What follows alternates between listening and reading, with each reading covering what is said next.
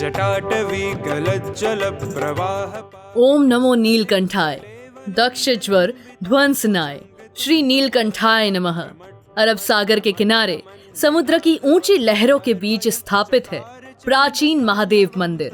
एक ऐसा मंदिर जिसके नाम में जुड़ा हुआ है संपूर्ण इतिहास। कहा जाता है स्थापित शिवलिंग से हुआ था पांडवों के पापों का नाश। आइए जानते हैं निष्कलंक महादेव की लोक कथा। निष्कलंक महादेव का इतिहास रोचक है।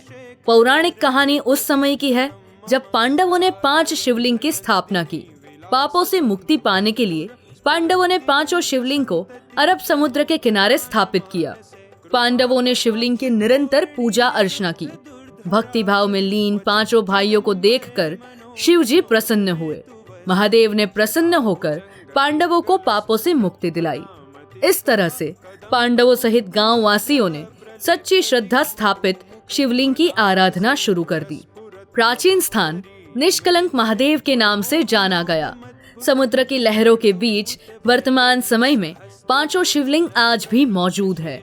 दूर से लोग आते हैं, हमारे लोकल लोग पौष के दिन आते हैं और समुद्र स्नान करके अपनी जो भावना होती है महादेव को पूजते हैं, तो समुद्र स्नान करके भगवान को पूजा करते हैं और जो उसकी मनोकामना होती है वो सब यहाँ महादेव को पूर्ण करते हैं।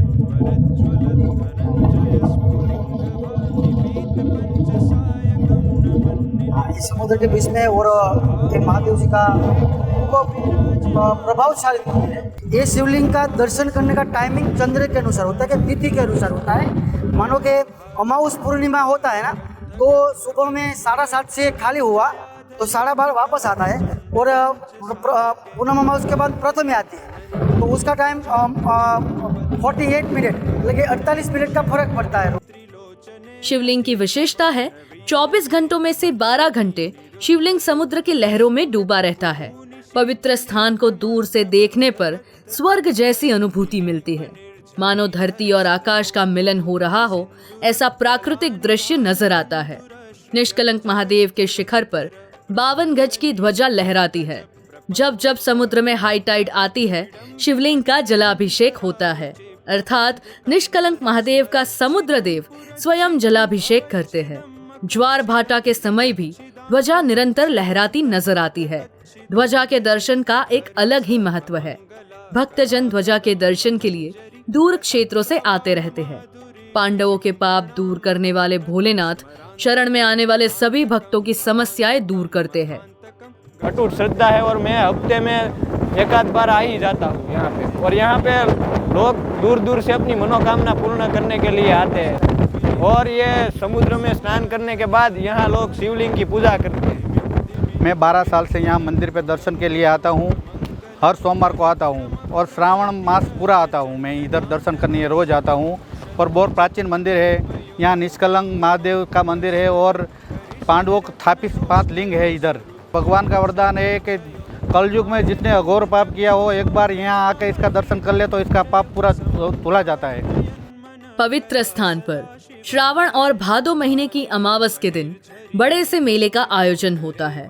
बड़ी संख्या में लोग मेले का हिस्सा बनते हैं। शिवरात्रि के समय निष्कलंक महादेव मंदिर में एक अलग ही माहौल देखने को मिलता है। सभी भक्तजन अपने परिवार के साथ भोलेनाथ की शरण में आते हैं। गुजरात के अलग अलग हिस्सों भावनगर, सौराष्ट्र, अहमदाबाद, सूरत, वडोदरा, जामनगर से लोग दर्शन करने आते हैं। गुजरात के अलावा देश के कोने कोने से भक्त निष्कलंक महादेव के दर्शन करने अवश्य आते हैं। आने वाले सभी श्रद्धालुओं को निष्कलंक महादेव से अटूट श्रद्धा भक्ति है। भक्तों का ऐसा मानना है कि पवित्र स्थान पर एक बार आकर महादेव के दर्शन करने से सभी पापों से मुक्ति मिलती है। तो आप भी गुजरात में हैं तो निष्कलंक महादेव के दर्शन करने अवश्य जाए। देखते रहिए OTT इंडिया, रग रग में हिंदुस्तान।